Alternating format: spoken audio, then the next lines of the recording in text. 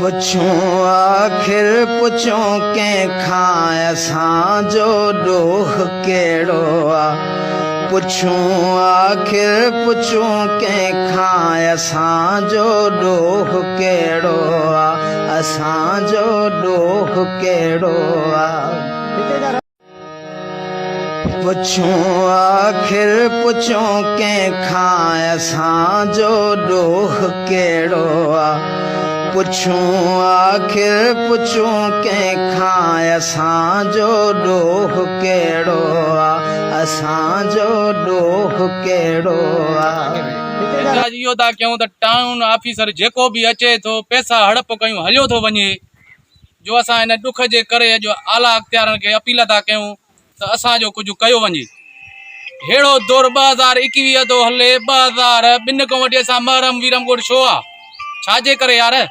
असां इन जे करे आला अख़्तियारनि खां मुतालबो था कयूं त टाउन ऑफिसरनि खे चए त पैसा 35 लख वञनि काॾे था।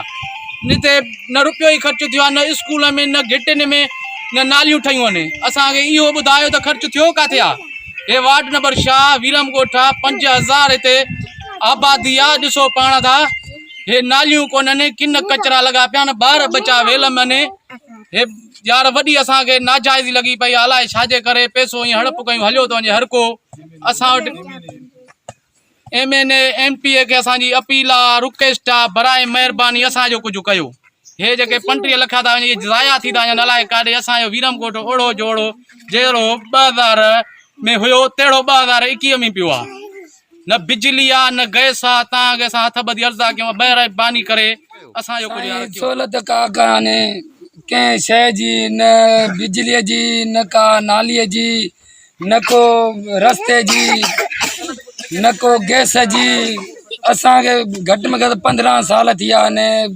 बिजली वई आहे, गैस जो आसिरो मिलियो, बिजलीअ जो आसिरो मिलियो, ट्रांसफार्मर लही आहे, तारां लही वियूं, चोरियूं थी वियूं, का शइ बि न बची आहे। असां जेके मज़लूम वीचारा बचड़ा घिटिन में घुमनि था, उन्हनि जा पेर पची था पवनि साईं। असांखे गुज़ारिश आहे त असांखे कुझु कयो वञे, असांजो ॿारनि जो कुझु तालीम जी हुनजी माना असांखे कुर्सी खाली या अदा इंसाफ कर, या अदा इंसाफ कर अदल की कुर्सी खाली या अदा इंसाफ कर।